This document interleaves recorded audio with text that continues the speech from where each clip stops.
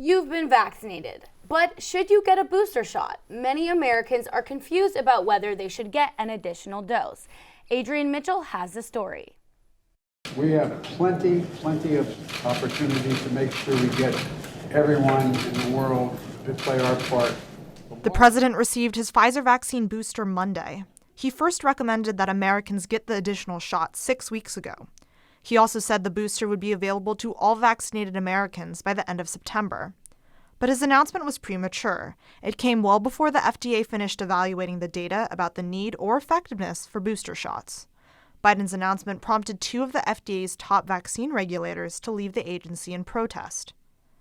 Then, on September 22nd, the FDA authorized Pfizer booster shots for 3 groups of people: those over 65, those at high risk of severe COVID-19, and those at risk because of their jobs. The following day, the CDC published its own booster shot eligibility guidelines. Unlike the FDA, the CDC did not recommend booster shots for those at risk because of their jobs. The next day, the CDC director overruled her own agency and recommended booster shots for those at risk because of their jobs. The majority of Americans who were fully vaccinated with the Pfizer vaccine are now able to receive the booster shot 6 months after they've received their second shot. Chapman student Saleh Abedi is eligible for booster shots because she was originally vaccinated with Pfizer and is at high risk of severe COVID-19.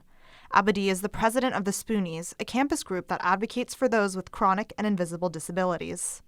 You can be young and have a disability, and also a lot of people don't realize that we're higher risk because we might look normal, but getting COVID is either life-threatening for us, even though we are young, or it will create extra pain for us. Getting the vaccine, and especially the booster shot, will make sure that we all feel comfortable. Chapman professor John Nielsen is also eligible for the booster because of his age and his job. However, Nielsen cannot receive a Pfizer booster shot because he was originally vaccinated with Moderna, which is still being reviewed by the FDA. If I had gotten a Pfizer shot and it was time for me to get a booster, which it would be, I would get it, I might feel a little guilty about getting a booster when other people in other parts of the world can't get it.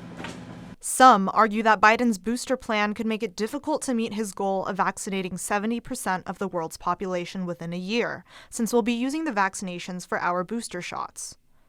The editorial board from the New York Times writes, the administration's misfire leaves little confidence in its ability to navigate a coming roster of crucial decisions about whether to authorize shots for those who received the Moderna or Johnson & Johnson vaccines.